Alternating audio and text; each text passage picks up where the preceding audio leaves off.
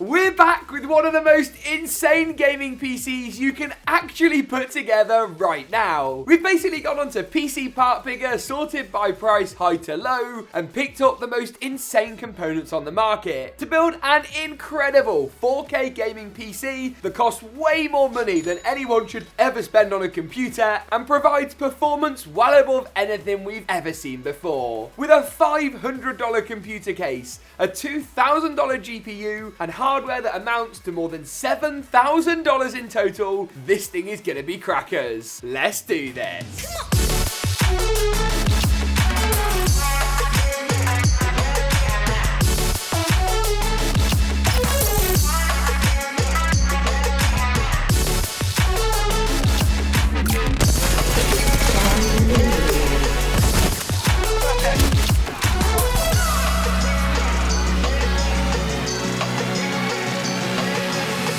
Let's kick things off by taking a look at some of the most expensive components in our build first of all. Starting off with the GPU, our motherboard choice, and of course the processor in this build. Over on our website GeekaWhat.com, we recently put together a list of the best CPU and motherboard pairings on the market. And the Intel Core i9-12900K and ROG Maximus Z690 Hero top the list for the most expensive pairing you could pick up that provides the most performance possible. Equally, we also put together a recent GPU roundup, and the 3090 Ti of course topped the list as far as performance goes. These are the two best consumer components you can get for CPUs and GPUs right now, making them the best possible choice for this system. Now, when Nvidia first launched the 3090 and later the 3090 Ti, they were cards only ever intended for professional use cases, hence their extortionate price tags. But consumers wanting the best of the best for gaming have still gobbled them up, and I'm fitting very much so in that category. This right here is from Zotac. It's their version of the 3090 Ti, and the reason I've been so excited to use it is because it's one of the largest, it's one of the heaviest, and probably one of the most insane. Oh my goodness me. This is cool. Now,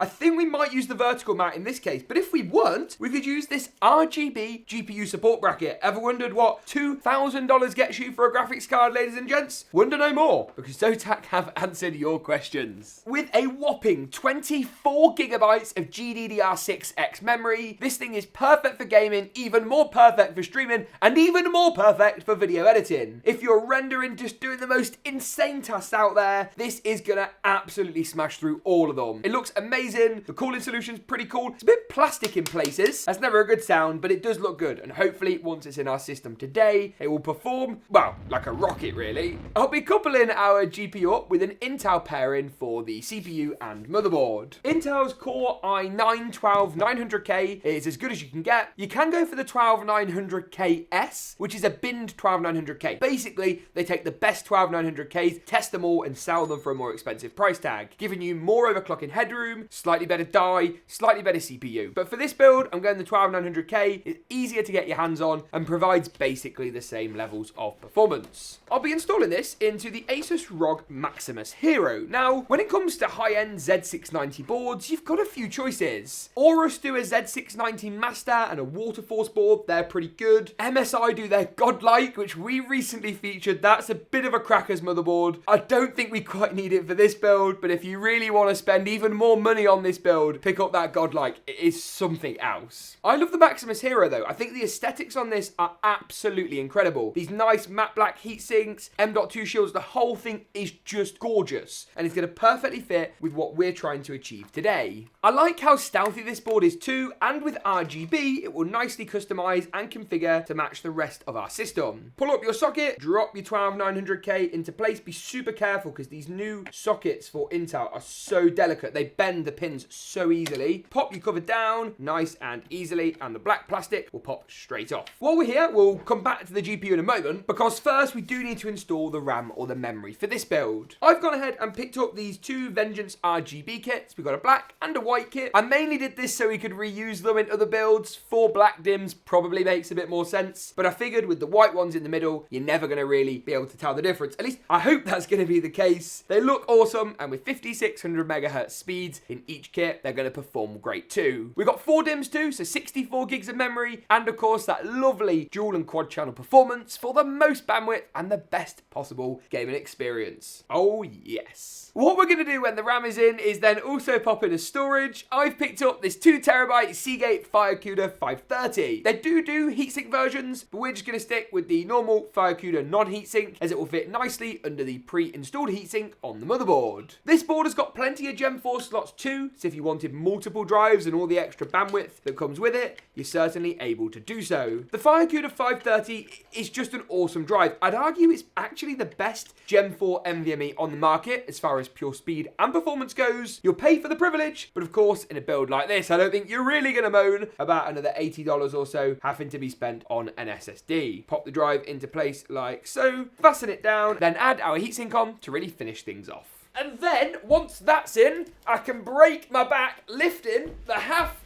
holy sh**, 700 Evo onto the table. Now this is a computer case that costs $500. 500 smackaroonies. This thing here is, I mean, it's crackers. So Master sent us this case. We did a couple of builds in it. I fell in love with it. And then someone else, some other like guy who makes tech YouTube videos in the UK, might have heard of him. He asked to borrow the case for a few weeks. I said, yeah, no problem. And then there was a minor situation. We may or may not have forgotten to send a few bits of the case, some quite important bits, back with it, which may or may not have included all of the screws you need to actually build in the case. So, Marcus, I'm very sorry. You called me out on video. I was embarrassed. I nearly resigned the rights to my YouTube channel. But the case is back. We're going to reform it to its former glory. And we're going to go ahead and do it justice by building an absolutely sensational gaming PC. Now, one thing Marcus actually did do wrong, which I am going to pull him up on, is he opened the case from the top. Rookie error. With something like this, Master have been very clever, very nice. And they have enabled us to just simply unclip these little bits of plastic.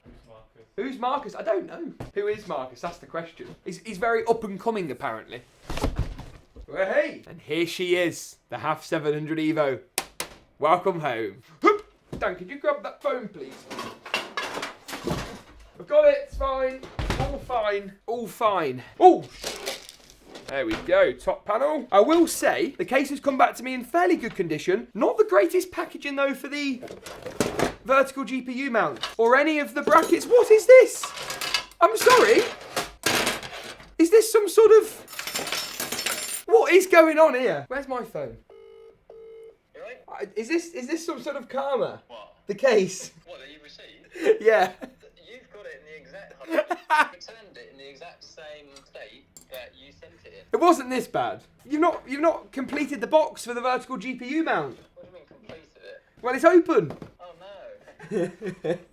How are you? All good? Yeah. You got any message for the friends and followers of the GeekaWhat YouTube channel? Subscribe to That is definitely getting beeps. Right, I'll let you crack on with some hard work and some proper case packing. Yeah, appreciate it. All right. See you, mate. I sort of suppose that kind of serves me right, really, doesn't it? I can't overly complain. So what I'm going to do is I'm going to take a few minutes away from the camera, kind of calm down, clean up all of the elements from the case, and then go ahead and install the motherboard. By the looks of it, Marcus has handily left the vertical GPU mount all pre-configured, so we're going to pop that in and use that later for our Zotac card and have a really nice show-off config. This case is a great chassis to use, but it is quite difficult, and to be fair, there's so many bits and pieces, it's pretty impossible not to lose at least one of them. While the case is laid down flat, I'm also going to pop in our PCIe Gen 4 riser card. This is going to allow us to mount that GPU vertically, putting the whole front of the card on show, rather than just seeing the very, very top thin portion of the card. It will take up some room of our other expansion slots, so if you want to add in like a 10 gig Ethernet card or a capture card or anything like that, you might not be able to with this config. So just something you ought to keep in mind. Looking Oh, that sounded like a snap. Looking very good. Let's lift the case up again. Spin it all the way around and take a look at our nice new hardware inside. You can see the vertical GPU mount is now ready to accept a graphics card. But before any of that, we're missing one crucial component that we really should go about and install. And that is, of course, the CPU cooler. Now, for this build, I wanted to go for the biggest possible all-in-one possible. Biggest possible all-in-one possible. The biggest all-in-one I could fit. Now, what we will be doing eventually is turning this into a full custom loop to keep your eyes peeled, because this exact build is about to go custom. This is the Corsair H170i Elite Capellix, a 420mm unit, which is basically the biggest consumer all-in-one you can find that should keep our i9-12900K nice and chilly. But it doesn't end there, because when I was configuring this build, I thought, you know what would be good? A cooler with a screen. We recently got in Corsair's H150i Elite LCD, and that's awesome. And I was a bit sad that this build couldn't have quite the same functionality. But then I remembered when Corsair released their first ever coolers with a screen, they also released an update kit and dropped the massive bombshell that all of their older existing coolers were backwards compatible. What that basically means is you can go ahead and take this CPU cooler and turn it into one with a screen. Now, to do that, you simply unscrew each of these Allen screws. Historically, these were simply for changing out the top plate to something that was white rather than black, or actually adding your own custom design onto a piece of acrylic. But that philosophy has been taken up a notch, because actually, if we loosen this as much as we possibly can, take off the top plate, we should then also be able to release this. Now, this is just the RGB block that connects up via this interface here, and of course works with Corsair iCUE. Let's put this to one side, including of course our acrylic top plate, which we no longer need. And then with a bit of effort and a bit of luck, we can go ahead, slide that in. That was pretty easy. Make sure it's actually sort of centered up onto the stand, give it a bit of a click, and that's it. You can now see we've turned what was before a pretty standard 420mm cooler with an RGB top plate into one with a screen. Corsair sell this as an upgrade kit over on their website, which I'll link below, and they may also sell the H150i in a 420mm variant. I'm not sure, but I'll link all your options with the appropriate upgrade kits below. I'm going to go ahead and install this onto the front of the case behind the front 200mm fans. They will stay, and this will simply act then as a further layer of cooling before using the following backplate and brackets to fasten the water block down onto our 12900K. This is going to provide loads of airflow for the system, keep temperatures nice and chilly, and all in all give us a superb gaming and editing experience. The fire alarm is going off. I'll be back in a moment. Right, I'll see you all shortly. Oh, that's very loud. It's at this stage of proceedings then where we can finally install the GPU. After this, there's only one more component to go with our power supply. I'm also going to add in a few more fans, some custom cable extensions, but I'll come on to those in just a few moments. The 3090 Ti is honestly insane for 4K gaming. 4K, ultra settings, 60, 100, even more frames per second. It really is pretty extraordinary. It provides top tier performance for all the latest games, and with all of that VRAM, it is not to be messed with. This build is also compatible with next-gen GPUs, with of course support for PCIe Generation 5 on the motherboard. The riser isn't PCIe Gen 5, though I'd expect those to land very shortly. If we push the clip down on the riser itself, we should then, in theory, be able to go ahead and slide the GPU on. Get it lined up, apply a bit of downward pressure.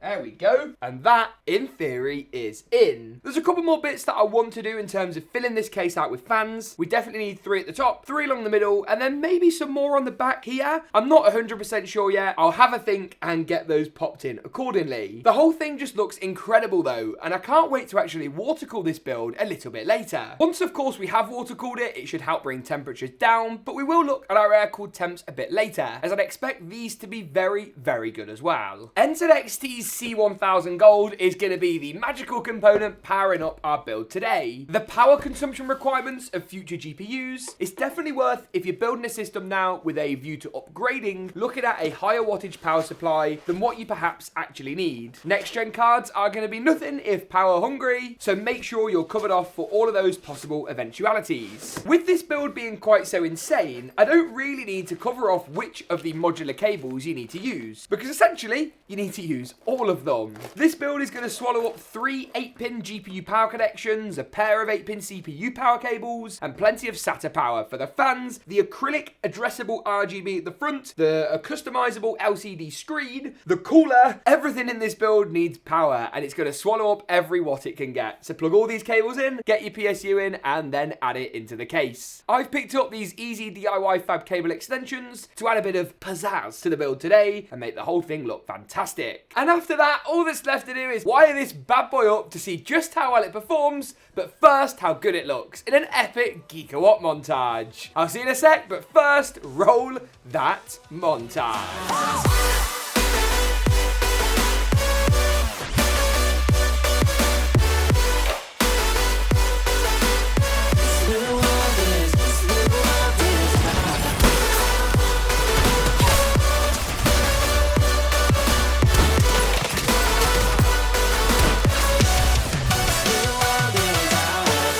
Awesome stuff. Now that we've seen just how good this system looks when it's all powered up, it's time to take a look at just how well it performs and whether this 3090 Ti build could really ever be worth it considering its astronomical price point. We tested out at 4K across the board on this system, and you can see a summary of all our results on your screen now. We'll be diving into a bit more detail title by title as we go through, starting off with Battlefield 2042. Tested at 4K high settings with DLSS enabled and set to performance mode, we got just shy of 100 frames per second on average. This is one of the hardest games to run right now, so nearly a triple figure frame rate at 4K is very impressive. The positive news continues into COD Vanguard, where next we tested out at 4K high settings with DLSS enabled once again. Here we got an astonishing 201 frames per second on average. The game looked awesome and performed so well. Zotac killing the game with their 3090 Ti. Forza Horizon 5 is next up. 4K ultra settings, we pulled in 106 FPS on average, with strong 90 and 99th percentiles too. We tested using the game's inbuilt benchmarking mode, meaning if you've got a high-end system, you could run at 4K and test for yourself if you so desired. Halo Infinite is next on our list. 4K high settings and the frame rates keep on coming. 120 frames per second, ladies and gents, in a game that looked incredible. Running everything at 4K high settings is so rewarding. The experience is fantastic and the games never fail to look amazing. We also tested out Apex Legends at 4K high settings, and once again, there are some good frame rates to write home about. 142 FPS on average to be precise, with 134 and 123 for the 90 and 99th percentiles. Frame rates here were absolutely top tier. The game looked awesome, really fluid, and made for a good competitive experience at 4K. Moving on to Valorant next up, we tested here once again, you guessed it, 4K high settings, and we got 435 frames per second on average. Wow! At the 90 and 99th percentile results were really solid too. The game looked, you guessed it, pretty awesome, and the results here were very solid indeed. We also tested out a bit of Call of Duty Warzone, 4K high settings this time around, and here we pulled in 118 frames per second on average. 105 and 98 rounded off our 90 and 99th percentile results in frame rates that, as usual, were tested with both NVIDIA FrameView and MSI Afterburner's Reaver Tuner. Finally, the last title we tested is Fortnite. And here, you guessed it wrong. We didn't test at 4K. We did do 1080p competitive. We know you guys like it. And my goodness, were there some frame rates. 295 frames per second on average. Absolutely crackers. Cream crackers, as we'd say here in the UK. The game looked amazing. The frame rate was just top tier. This is going to drive even the finest 360Hz monitors like a dream. If you'd like to buy any of the parts talked about, they'll be linked at the affiliate links down below. Subscribe to see more from us, crazy lot. Thanks for tuning in, and as always, we'll see you in the next one.